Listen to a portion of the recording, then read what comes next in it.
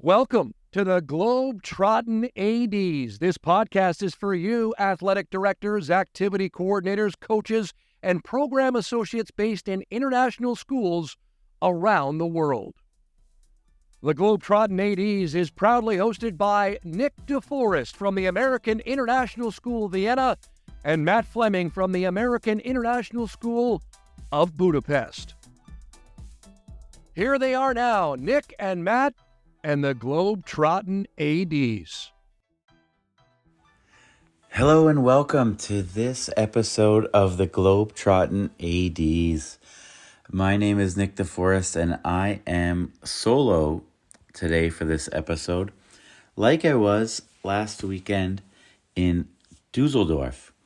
Matt could not make the trip, and after a message from Cookery Sports, we will go to a roundtable discussion recorded live at the Coaching for a Greater Purpose conference just this past weekend in Dusseldorf, where I led a discussion that was titled Classroom to Court, and I really wanted to pick the brains of some coaches and ADs that were in the room, about 20 people on the last day, the last session of the conference, about a couple things about what coaches could do, what teachers could do to basically raise the level of athletics in their school. So I had a couple leading questions, which I will, or you will hear as we go through the roundtable. But it started with,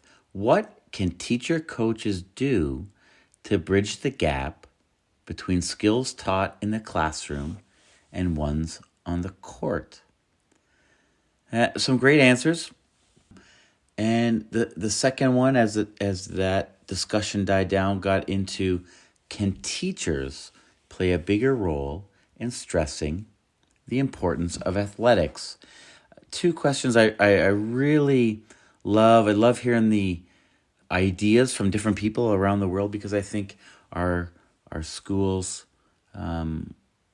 even if they're fantastic athletic-oriented schools and really support the athletics program, can still do more to really help educate all of our student athletes. And that's what we're all here for. That's what everyone was there for at the Coaching for a Greater Purpose conference in Dusseldorf. So really, really good discussions about those questions. Sometimes it gets a little bit off track. We talked about what a good director with sports background can bring to a school. But obviously, we shouldn't just be reliant on a good director or a good teacher coach. We should make it the norm. Easier said than done, of course.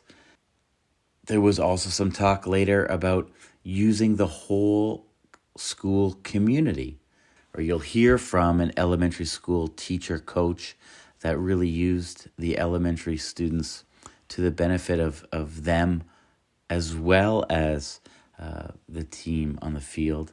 But then also about using seniors, right? We have people in our communities that are at the same school from pre-K to grade 12. So tapping into that maybe unused market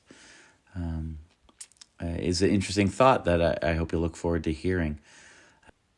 And then at the end, after those last two leading questions, we kind of go off and talk a little bit about the appropriateness of our tournaments, and how maybe we can make these weekday mid-season games a bit more lively to match the amazing atmosphere at these conference tournaments that we have. So yeah, I hope you enjoy this 45-minute roundtable discussion that took place in Dusseldorf.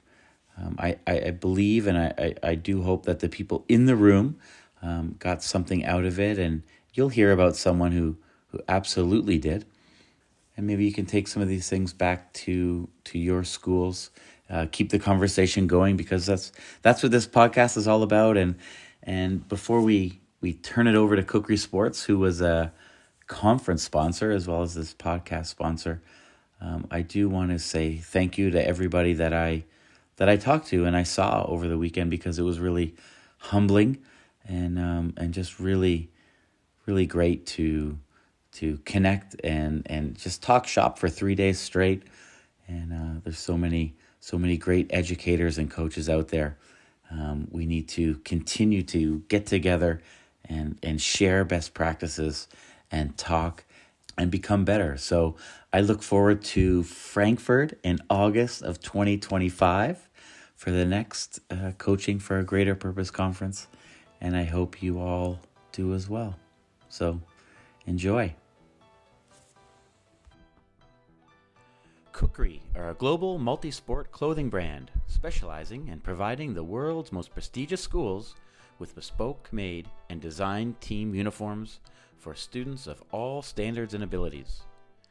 If you are frustrated by inconsistent colors, branding, costs, and sizing across your school's uniforms, then it's time to discuss an offering where every sport is available, from softball to soccer, for male and female athletes at rates to suit your budget.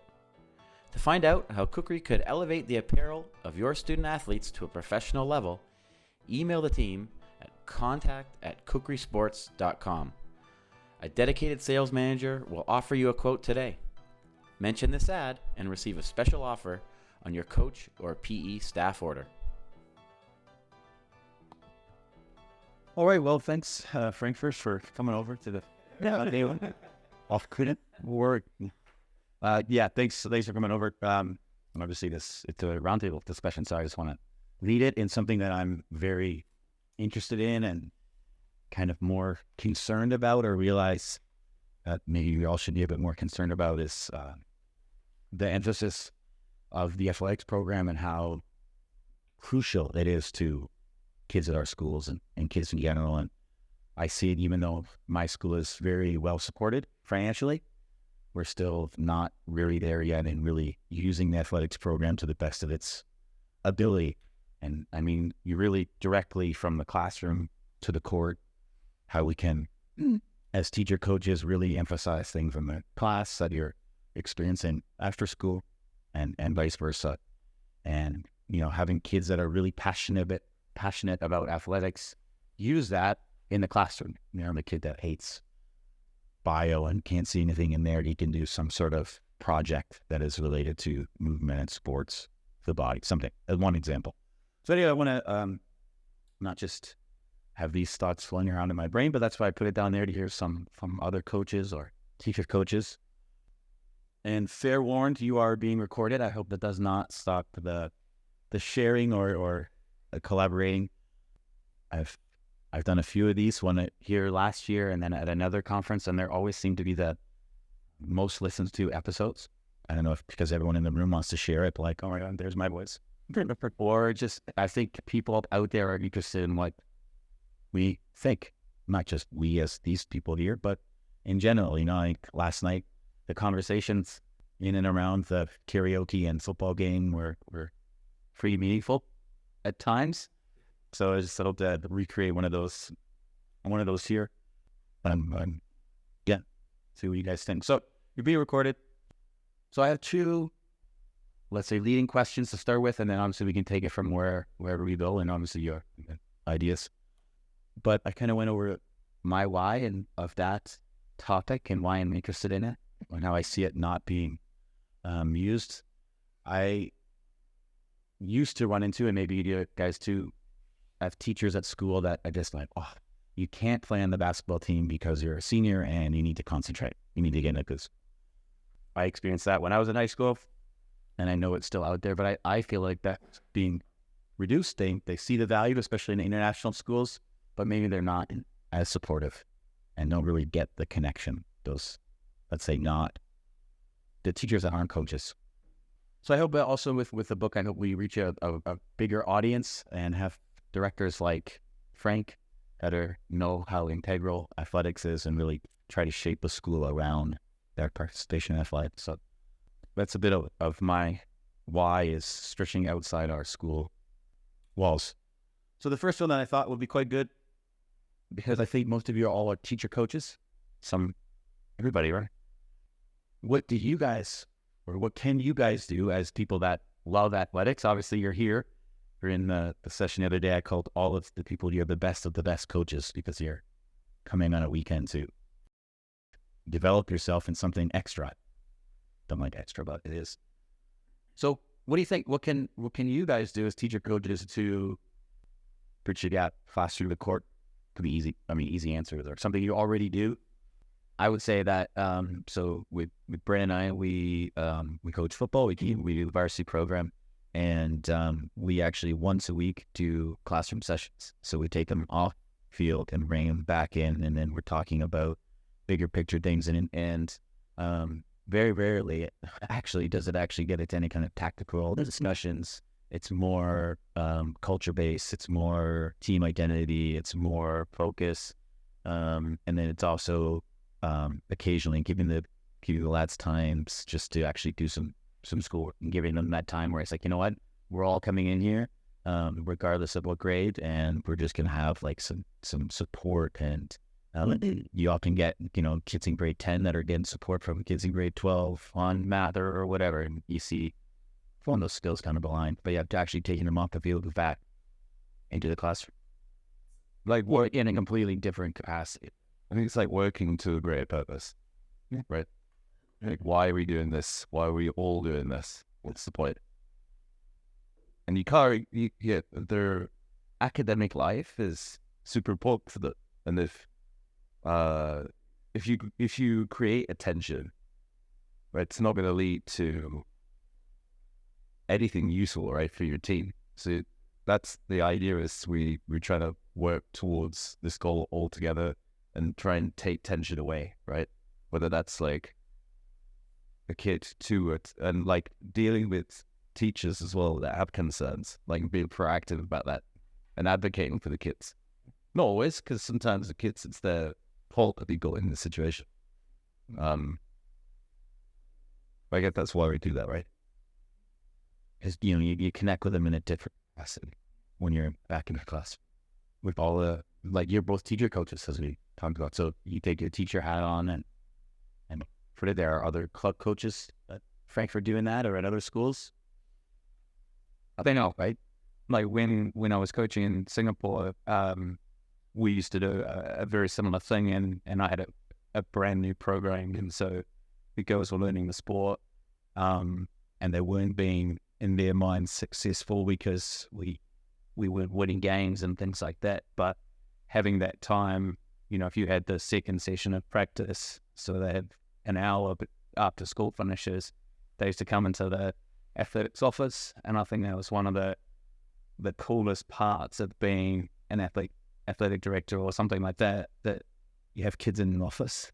I hate the fact of, you know, my office currently is stuck away from everything. It's like protected by all of these things. We never have kids in there, and that moment where they're all together, hey, how do I do this biology thing, or hey, I don't know how to do X, Y, and they're all working together. I think it's a super important thing. And I also think like the classroom to the court is definitely not linear.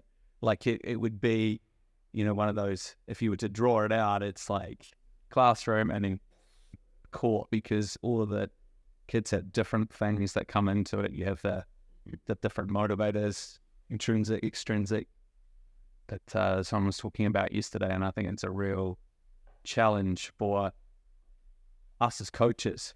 And I know what we're facing at the moment at our school is, I think it's the teachers aren't my problem. I'm at twice. Aren't my problem. It's parents. Because I think that coming out of COVID, I don't think we did a good job as an athletics department. We were just so wanting to get our kids back playing and things like that we didn't have a very good education program about, well, what's that going to look like. And now the parents are trying to catch up, or think that their kids need to catch up for the however many days, weeks, months, years they were not receiving the direct instruction in a classroom. And I think our school is is in that point of flux at the moment where academics is everything, and I really struggle to get kids to 2-day tournaments because there's that disconnect at the moment. I think there's an irony built in there because I think every single person would agree one of the main issues of the COVID years was like they didn't get time to socialize, they didn't get time to be together. Yeah, everybody would agree that. I'm sure parents, teachers, advocates, we'd all agree on that. And yet, how are we? What's the, like you said, the priority is actually the opposite. Very much so. It's in fact, I was talking about teachers maybe that don't get it or whatever, but it's also the parents, right? This is to educate the parents of the value of athletics and how can we do that? In your weekly email to parents, are you just telling them the game schedule that's coming up or adding some other things? Team. Yeah, I think at our school it's a time thing, and I feel like it's different from in Asia. I think the different sport has a different cultural piece. The climates don't exist as much in the Asian system. Kids like school was the center, and an expat community that's very much like it is. But I find in Europe that the club has way more pull on a kid, and at ISD it's lucky because it's kind of all in one. But where we are, it's very separate, and you have we have a tournament next week, let's say, but our best goalie has a contract down the road and they won't let him play because it's too blah blah blah, right? And it's that push and pull, and then you add school on top of that. We are third class, we're third on the rank if lucky, and I think that the conversation piece is challenging, and then the kids, I feel like parents drop their kids off at 8, whatever, and they expect right now the school does everything, and then they manage everything. They manage the kids through the day, etc., and then we pick them up at whatever time. It's that disconnect, because also the parents are now going back to work, throwing time working from home or whatever. I won't say the school, but you guys are all from the same school, and I see that your school is a fantastic sports school. Everyone's super into it. Whenever we're there, everything's well run. It's awesome. Do you have people in your community, teachers that maybe just don't get it or don't like it, or parents that don't understand the value too? For sure, but I think certainly through AD or Will, like if there's conversations about players, athletes not being able to go to the games or tournaments because of academics, I think Will is very good at like discussing that through, and coaches are well supported, not just through Will, but even just through the administration, I think. So certainly there are all schools that are going to have those issues. It's just having the people that are going to help come to the compromises for what's best for the student academically and socially as an applicant. It should very much be a partnership, right? Yeah. It's hard, isn't it? Because for us being teachers and teacher coaches, we see the benefit, as you mentioned, of sports from the social and the physical, and not necessarily the academics in terms of what they're studying, but the off the court, the key characteristic developments of perseverance and all those buzzwords. But inevitably, what other teachers don't always see is that value. And when a student not necessarily is failing academically, but behaviourally, sport seems to be the carrot that gets dangled. Oh, well, if you don't meet our expectations, you're not going to go to that tournament this weekend. Yeah. And they inevitably come to us as an AD a day, the 2 day before the tournament to say, hey, this person hasn't met our expectations. I don't want them to travel. And then that's where we kind of, as academics and coaches and teachers and ADs, have to try to fight that corner to say, look, this is the difference. And going back to what you were saying with the clubs, I completely relate to that. And again, we as teachers see that it's not about the success of winning. It's clear we're all not focusing on that point. Whereas for the external aspect to the clubs, it is heavily based on that goal of winning. And then it's, well, if you play for your school, you're not going to play for us, or you're going to be benched, or you're going to play for our C team. And then that puts the kid in a really difficult situation. What do we choose? What do we balance? So we reach out to them, but they don't see it from the school perspective. It's from the club, and for them, it is the goal to win, to make sure they're top of the league or whatever it is. And it's hard to find that balance, I think. And if you get that support from an admin to try to help bridge that gap, then you're going to be in a certainly strong position. But inevitably, whether it's an external club or parents, there's always going to be those challenges that inevitably just aren't going to go away. I'd say all of our schools are athletic because some did very well. Sure, almost everyone at this conference. But I don't know how well we, as a school, we're giving money, but we're not using it to the best of our ability, right? And all of us, if we have great coaches that do these classroom sessions, they're more often than not one-offs, but like a full scale. How can we use the athletics program to benefit all of us? Character-based things throughout that every team or every coach is using. I don't see that being done anywhere. We had a new principal come years back and said, well, I've heard great things about this athletic program. You guys do a great job. Tournaments, everything are great. I'm just going to leave you guys be. I don't know. I kind of want to work with you, work together with you on stuff. Like, it was nice. He meant it in a nice way. They didn't want to do anything, but it's like, no, want to have meetings about kids, see how fast we can do this or how we can shame.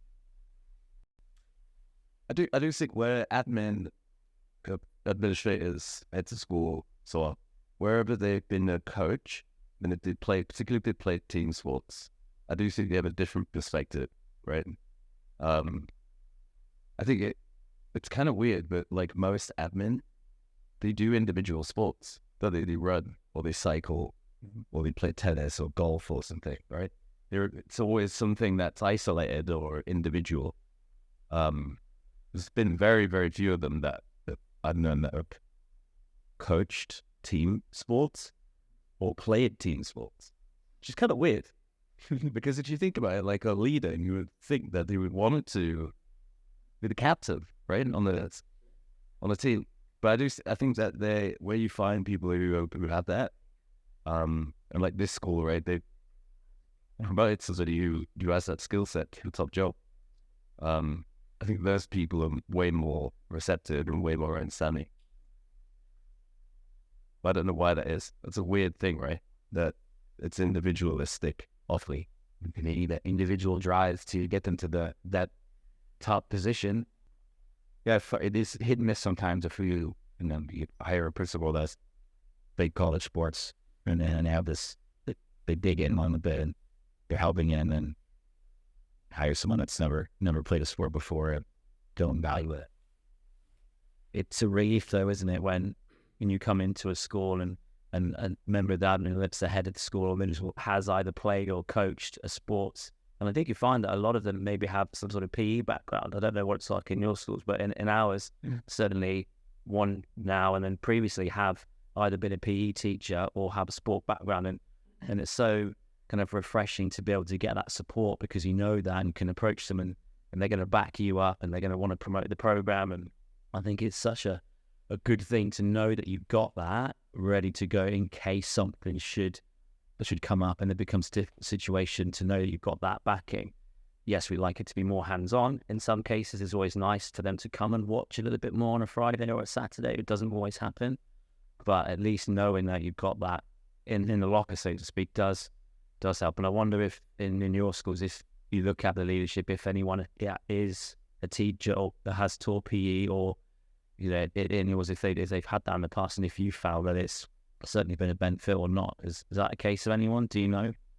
I think we can say for Paul, our head of school, I knew his son, didn't play baseball with him, but as an international school athlete, I understood very much the kind of singular drive that his kid had to be the best baseball player that he was, and Paul provided that environment. I mean, if you look at where our baseball program was before Paul, and then when Paul came in, it's completely different. I mean, the amount of investment that's gone in just has me so excited to be back at FIS and have the environment that we have, because I know that, he's going to do everything that he can to really raise the bar.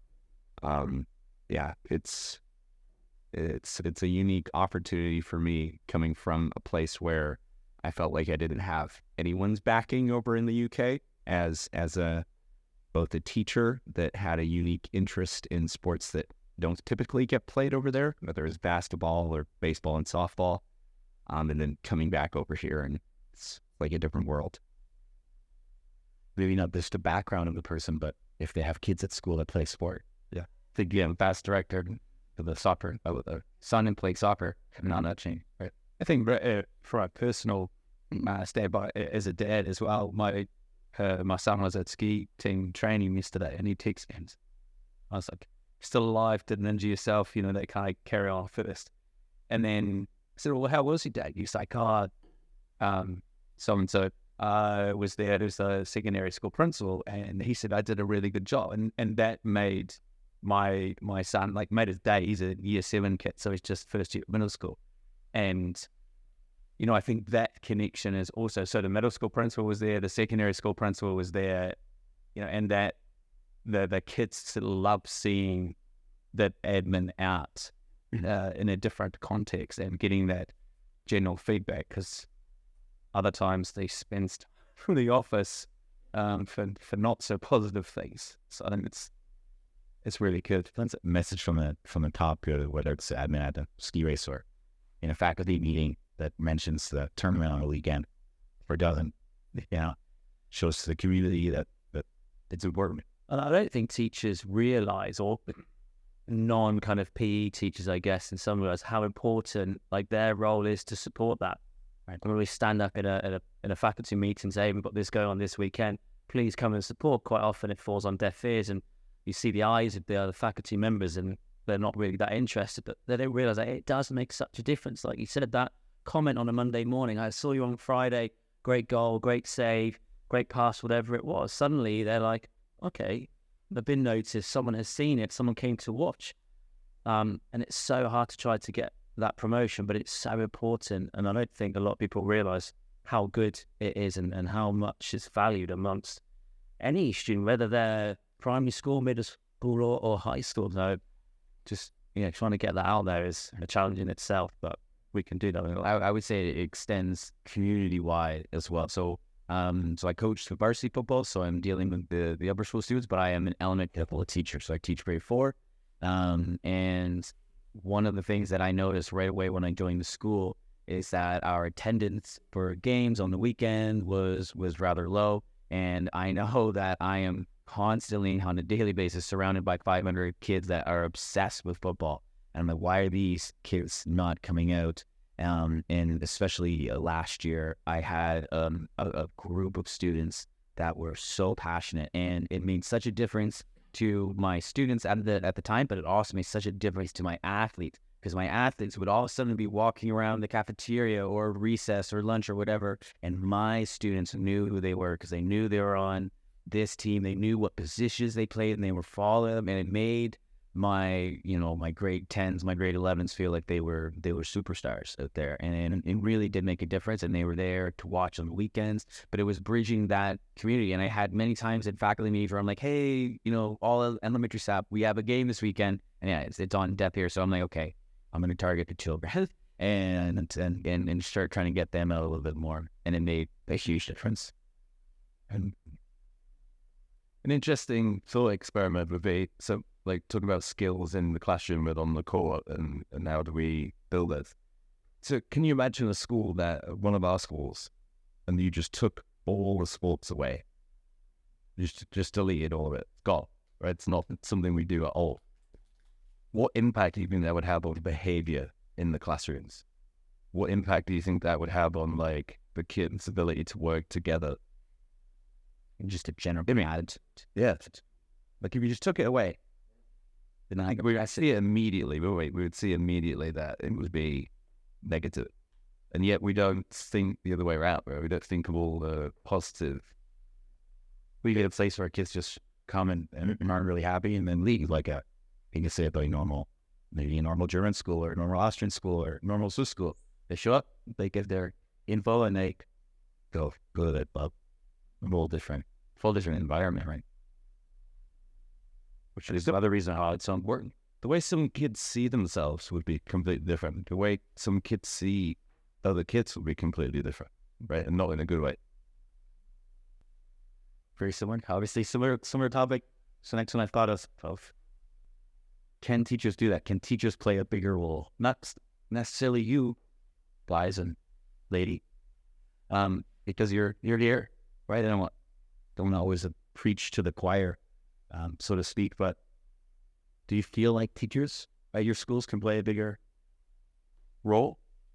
Getting kids to come out and try, play on a team. They can, maybe the kid is too shy, never played on the team. Okay, get out there and try it. It's important. I remember my school when it was in grade 5, I think, and there was a boy who was struggling with a situation at home, bad behavior, and we tried so hard to get him on a sports, basketball or whatever he liked, and he wanted to, but he lived far away, and his mom said, "Yeah, I know I can't take him, I can't pick him up," and he was too young to take public transportation. And he's now in high school, and still his behavior is not good. And I think what a difference it would have made if he had been on a team. Yeah. And going back to what you just mentioned, if you take sports out of school, you get a typical Dutch, not international school. I'm Dutch, and I came to Ash almost 8 years ago. And I was stunned, amazed by all the facilities that international schools have and the opportunities for kids. And if it's not sport, it's arts or music or whatever they can do. There's so much that they can do after school, but also, within the curriculum. I was amazed, and I really love teaching there. But coming to this point, I think some teachers really want to focus on academics more, and they get the list of kids that get released early because they have to travel. Okay, but then you have to do this and this and this homework, and they have this amount of form, a planned absence form in my school, and whenever a kid comes to me, I write homework, have fun, and let us know afterwards how did the game go. But I don't know if other teachers do that, and maybe I could talk to them more about it. Well, they see me walk by my sports queue on the days that I coach after school. But hey, are you coaching? What are you coaching? And then they are sort of interested, but it never goes beyond that. Yeah. And that's you make me think, like, how can I change that or involve them more? Yeah. Right. I think one piece that plays into this big time in our schools is culture of the organization and culture of the host country when it comes to seeing the child as a whole, as a student and as a person. Because we in this group, we are in a really good place. We are here to talk about coaching for a great purpose. So we already want to move beyond what we do in the sports. Yeah. And that's not a reality in certain cultures and in certain organizations when it comes to teachers seeing kids within the walls of their classroom and having one dimension of that child. So this is my math student. I have to deliver this math curriculum and it has to be done. And this is a school. This should be a priority in a very antiquated way of seeing it in certain places. I had a situation recently where we were invited to a tournament and the date of the tournament conflicted with a performance that in school in music. And one of the kids was a key in that performance, and he was on the basketball team. And I didn't feel entitled to remove him from the music performance because that was scheduled before. And he was one of the best players on the basketball team, and that was not a factor for me because I see that poor child and I know the effort that he was putting into the musical presentation, and I have respect for the work that the music teacher is putting into that presentation. So that comes from someone who's looking at the child as a whole and thinking about the whole experience within the school. And sometimes we face situations where teachers don't have necessarily that view. It's not against our program, but it's just a limited view of what the child is learning or is experiencing. And their background has a lot to do with that. So then, like you mentioned, like you didn't have an experience in a team sports, or you don't necessarily value that experience. You just think, yeah, kids are running around, kicking the ball around, and having fun, traveling with their friends, instead of seeing that as a learning opportunity. Right.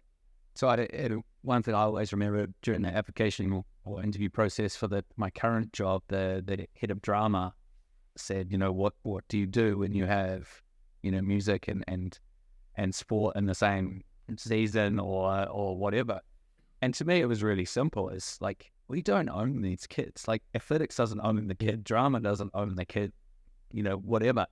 And I think it really is that communication piece. And I met with the IB coordinator the other day, and he now has all of the dates of our varsity and JV tournaments for the year.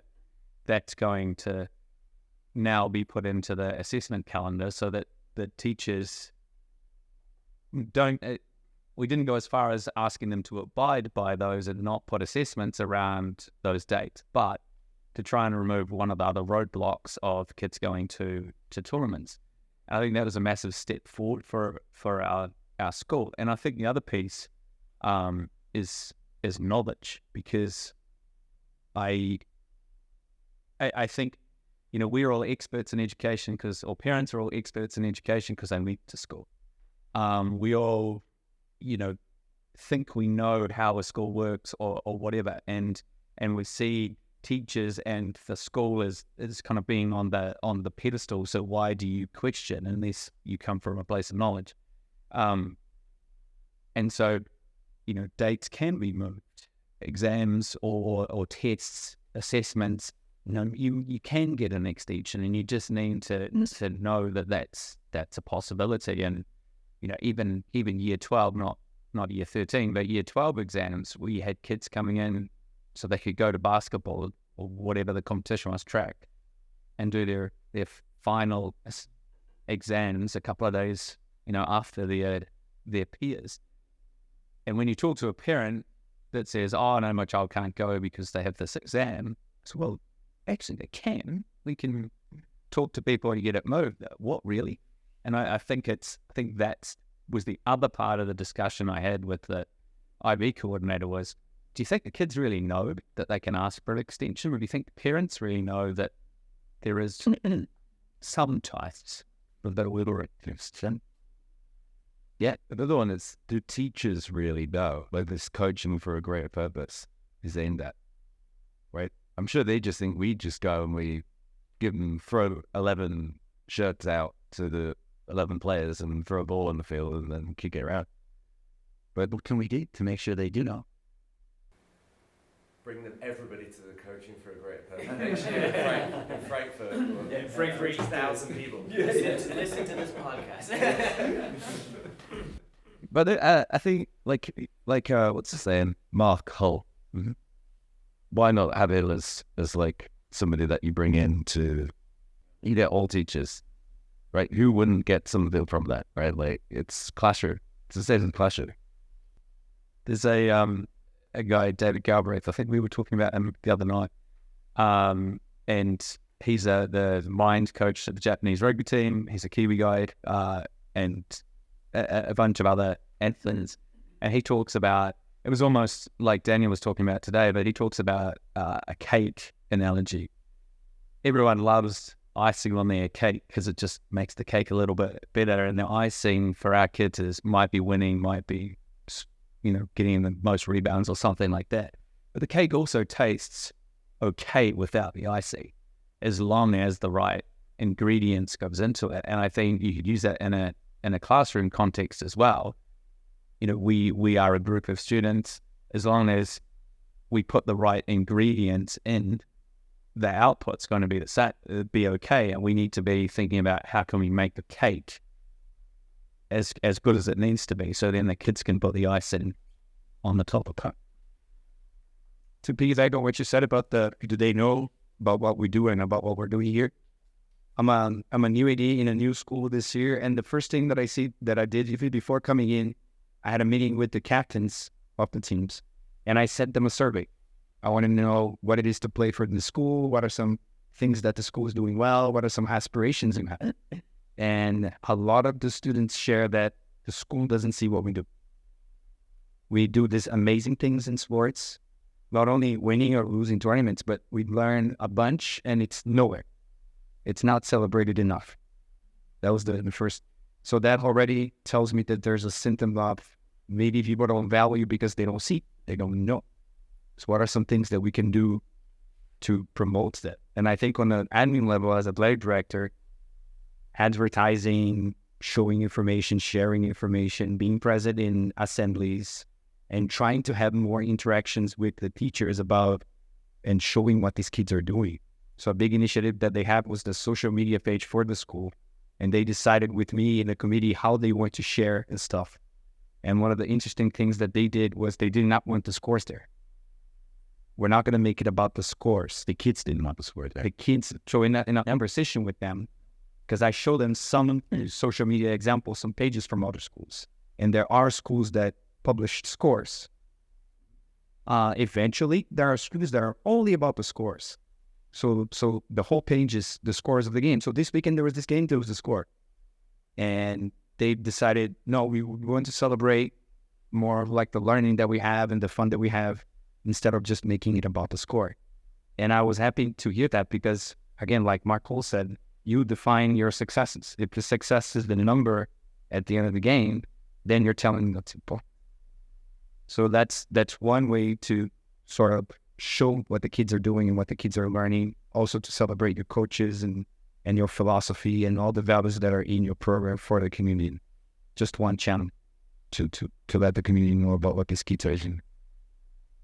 We could go back to your example before, because this question wasn't up there, but when you were talking about what you did with your class, and I imagine more elementary school students to get them to watch. So that was this. What can teachers do to play a bigger role, right? Or to highlight it is reaching out and they all had fun when they came, right? All the kids had fun. You were the varsity coach, though, so they had that connection. They had that connection, and they would also see, the varsity boys were in the elementary school hallways because they were coming to visit me on a daily basis to tell me about all the different problems that I had to solve for them or help them solve. But they have that presence in the elementary school all the time, and we have the volleyball coach is also an elementary school teacher, and so all the very tall volleyball boys are coming through. All the kids see them. They're giving high fives as little pieces of just connection, and it matters because on the weekends then they're present, and at lunch and at recess it's present, and it really kind of brings the community a little bit tighter. And we get to a point where all the teachers feel the same way. I mean, clearly they wouldn't all have the high schoolers coming to their classes, but if they all, stressing ones of, let's go watch this volleyball game. I'm going to say you had an initiative. Your grade 12s when you were a grade 12 year head, and you had them coming in and organizing the elementary school. And you know about that. I think, like, if you're going to build a school community, why wouldn't you want to take your end product, right, your grade 12s, and show them off to the other bits of the school, right? Like, if you're really proud about the graduate that you're producing, like, use them to build what, for the little kids, so they can see, consensualize, learn what we want them to become, right? It's aspirational. I think one really interesting thing that Dave this year, so Dave's grade 4, this year was the first, so we have a grade 9 on the team, on the varsity team, who I coach a club as well. And it's the first kid that you taught in grade 4 that is now like on our varsity team. Right? And there'll be a lot more, right? That's like, you're going to see the fruits of like this building in the next few years, because they're the kids that you had access to when you were at elementary school. Typically, most of our schools are like that. We're all in the same building. We're very close by. And so they should see the progression. And Catherine, the same, right? Like, she had a boy on that team in varsity volleyball who she taught in grade 4. He was taller than me in grade 4. I lost all control. I stick here inside. There's a neighbor. Just for transparency, Dave is. You know what? Just for the podcast, like, 2 meter wide. As a 4th grader. Yeah. No, but yeah, using your whole community, right? So if you just teachers can do or schools can do. I think we leave it, at our school, when we have a tournament, the gym's usually full, not for weekday games or things, but it's usually full, but it's always left up to the teacher's own idea. If they want to bring their class down, the elementary. So you get the one teacher who maybe a coach in our school, or they really like it, and we were like, yeah, I don't want to teach math this afternoon, let's go watch some basketball. But it's always left up to each person. Feels like in art school, they don't want to. Principals don't want to be told. It is with art. It's an open invitation, and you do as you do. But for me, anytime, if it is middle school sport, varsity sport, it does not matter. If there is something happening on a Friday afternoon and I can take my class to be there. Just cheer mom, bring signs, bring whatever. And so that's at least a guaranteed 23 screaming little faces, and they've got energy. So I'm happy to let them burn up there and then support the other athletics. And if you have people that stick around, then it's right. They remember what it was like when they were a fourth grader, I'm sure, watching. I think that's so important because, in a feedback, if you think about it as feedback, kids want direct and instant feedback, and there's nothing like the feeling that kid gets when he drops the first three in front of his peers and everyone goes absolutely wild, right? Like that's what that kid is going to remember. And I think that you talk about the open invitation with the elementary school, but does that also go over to the high school? Yeah, or it's still throughout. Yeah, it is. Probably less show up. We're in high school, right? Because of more important or curriculum. Like you said, it's going to be those that are coaches, teachers that are coaches that probably only going to be that. All PE lessons are always there. Well, this lady I have no facility. Yeah, the facilities are got. Cool. Obviously, So I guess it's up to all of us always to share what you do when a kid, have fun and all. Instead of talk about how great the experience it was for the fourth graders to watch. Those other teachers. I think it's our message to pass on, right? If we feel it's important. Yes. The director with no sport background isn't going to all of a sudden start championing the sports program. Right. I don't know if this definitely fits our theme here, but it might just come off as me complaining. I tried an initiative, but I took the varsity boys basketball team over nine years ago, where I just thought the gym was really quiet and there wasn't a lot of participation. And so I went to one of the music teachers who was a leader of me, and I was like, hey, what if you got a small kids that were interested maybe for a little pep band, And I immediately got dismissed. But it was a quick smackdown. Louis Louis, was just beneath them, or at least in their view. But I gave up. Just walked away, put my tail between my legs. I'm like, I guess this isn't the right place, for school spirit. I don't know. And I was pretty, I remember I was upset by that, but I never figured out how to, if there was a way to combat that. And I don't know if anyone's got maybe if you tried through the student household, just go through, because there's enough students studying musicians as well. Yeah, sure. Those times that you miss the students because there's a play on or there's a off modes. But if you went through the student athletic council and they just organized it amongst themselves, nothing to do with the music department, I would imagine we had the teachers. Yeah, and they get a principal and his son to assistant principal. That's a great out of the box idea that happens in pro sports. You got a band, music. I mean, I'm coming out of the States where we have a really noisy gyms. He's sharing for games, and I don't know. I thought that would be elite. Yeah, because they get enough students involved on the game days to do the scoreboards and all things like that. I'm sure that some musicians that playing nuts for all the one trumpet there would make a massive impact in the quiet gym. That's it. maybe just the wrong band teacher. I don't know if they'd moved on. So when you asked them, there's someone new had not moved on. And maybe it's just me, but thinking about my experience as a student, I remember the times when, it was basically you could hear the drop of a coin going into the sports hall. I mean, it was so quiet, so dead in there. And now I think about kind of where it might be appropriate as a PE teacher or a PE assistant. You think about the big tournaments, you think about the big events that you're putting on.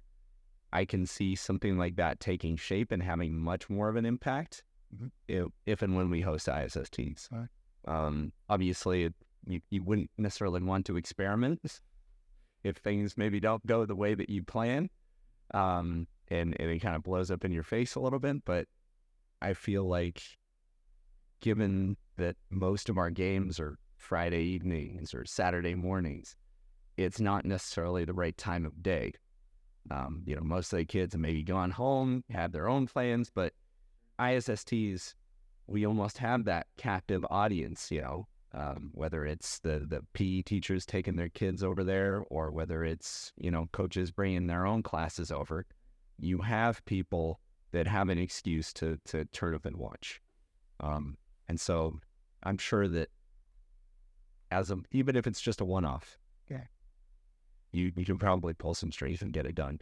Well, let me keep going with that, because that's something I think of are these end of season tournaments that we have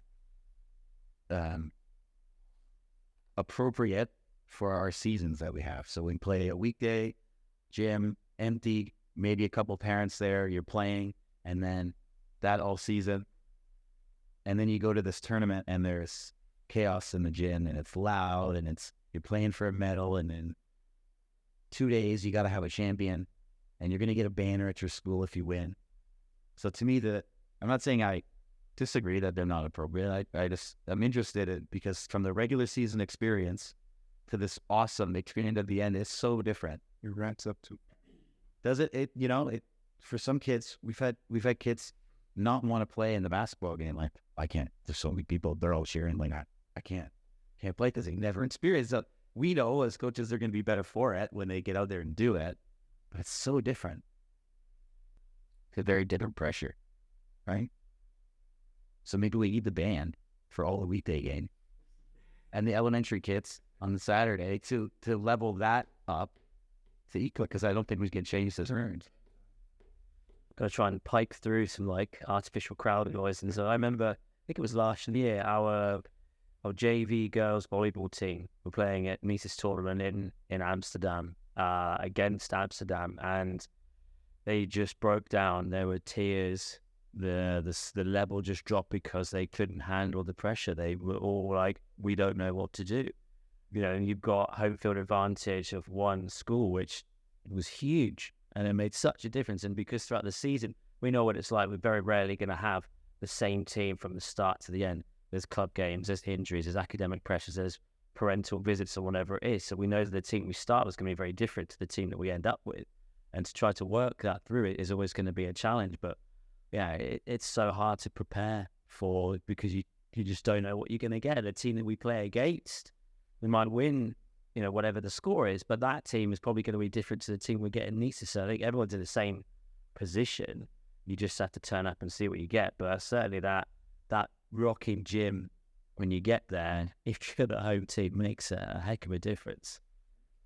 I think there was some research done quite a while ago about the difference between girls and boys sports playing at home versus playing away, I can't quote research or anything like that, but basically it was boys rise to the occasion and girls bail out on the occasion. And I mean, I know when we have the elementary kids who play a football match during recess or whatever, first of all, they're annoyed because they can't go on the pitch, but they line the side, and the quality of football of the boys team raises because they've got either the little kids all off or their peers standing on the sideline.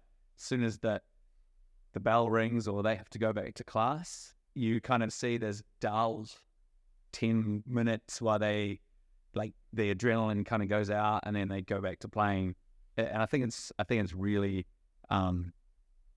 for pro athletes, that's just what they do, right? But for our kids that will go back into math class after they've finished their game, I think it's really challenging for them to play in front of people at different, and changing through a game is even more challenging. It was just quiet the whole time, or rowdy the whole time, then I think that's different as well. I wonder if there's a difference between when you play.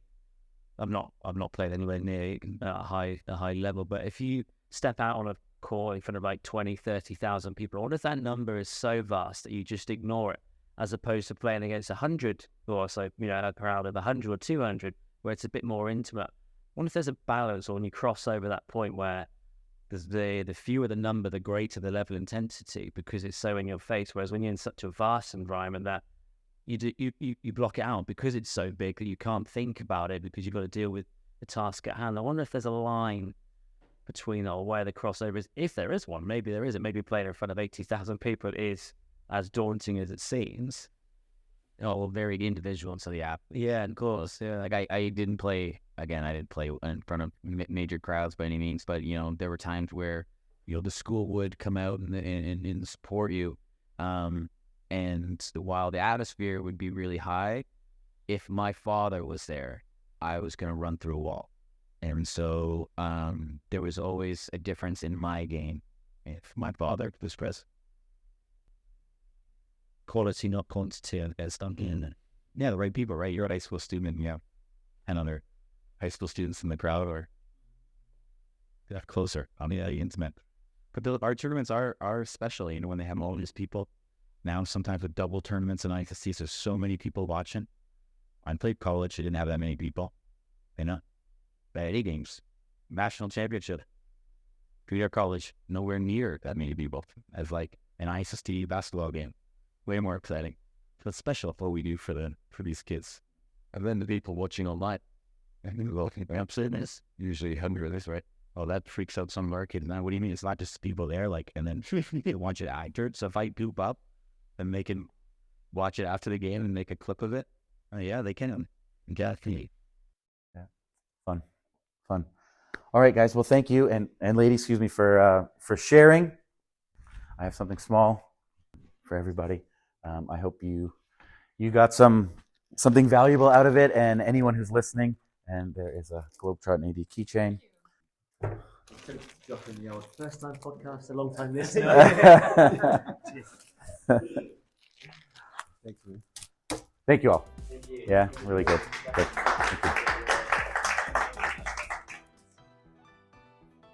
you. Until next week, this has been another episode of the Globetrottin ADs.